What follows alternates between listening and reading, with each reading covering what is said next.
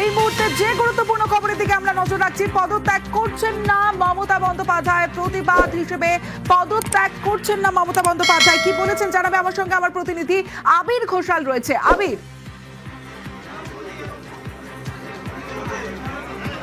দেখো, কোনো দলের তরফ থেকে তার মুখ্যমন্ত্রী যদি পদাধিকারী হন, তাই সেই দল যদি নির্বাচনের ক্ষেত্রে হেরে যায়, সরকার গঠন করতে যদি না পারে, তাহলে বলা হয় যে ইন পার্সন, অর্থাৎ তাকে গিয়ে রাজভবনে রাজ্যপালের কাছে পদত্যাগ করে আসতে হয়। যদিও মমতা বন্দ্যোপাধ্যায় আজকে তিনি উল্লেখ করলেন যে ইসিআই এর তরফ থেকে জোর করে তাদেরকে হারিয়ে দেওয়া হয়েছে, তারা মানুষের রায়ে হারেননি। 100টি আসনের ফলের ক্ষেত্রে বদল করা হয়েছে এবং যে আচরণ নির্বাচন কমিশনের তরফ থেকে বিভিন্ন ভাবে কাজে লাগিয়ে, এক্ষেত্রে তিনি অভিযোগ করেছেন যারা নির্বাচন পরিচালনা সংক্রান্ত বিভিন্ন কাজে যুক্ত ছিল তারা যেভাবে করেছেন, সেক্ষেত্রে তারা মনে করছেন বা তিনি মনে করছেন যে তাদের দল হারেনি, তিনি কোথাও পরাজিত হননি। ফলে এই পরিস্থিতিতে রাজভবনে গিয়ে পদত্যাগ তিনি করতে যাচ্ছেন না, সেই পদত্যাগ করার কোনো প্রশ্নই নেই।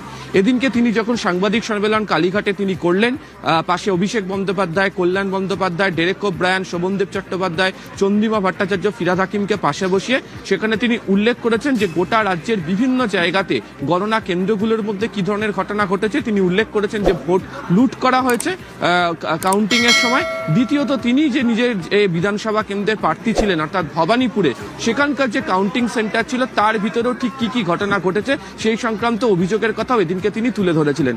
স্বাভাবিকভাবেই গতকালকে বিজেপি বিপুল সংখ্যাগরিষ্ঠতা পেয়ে জয়লাভ করার পর যে প্রশ্ন বারবার ধরে ঘোরাফেরা করছিল যে তাহলে কি মমতা বন্দ্যোপাধ্যায় রাজভবনে গিয়ে তিনি পদত্যাগপত্র জমা দেবেন, এদিনকে তিনি সরাসরি খারিজ করে দিয়েছেন এবং কমিশনের যে ভূমিকা, সেই ভূমিকা নিয়ে প্রশ্ন তিনি উল্লেখ করেছেন যে তিনি যাচ্ছেন না, তিনি তার যে পদত্যাগপত্র পাঠাচ্ছেন না রাজভবনে, তিনি নিজেও সেখানে কোনোভাবেই যাচ্ছেন না এবং তিনি মানুষের রায় তারা যে জয়লাভ করেছেন সেই প্রসঙ্গের কথা এদিনকে বলে উল্লেখ করেছেন যে ইসিআই এর বিরুদ্ধে যে প্রতিবাদ জানিয়ে তাদের যে কর্মসূচি সেটা যেমন চলবে এবং একই সঙ্গে এই প্রতিবাদের ক্ষেত্রের জন্যই তিনি রাজভবনে গিয়ে তিনি ইন পার্সন হিসেবে তিনি পদত্যাগ দিতে যাচ্ছেন না।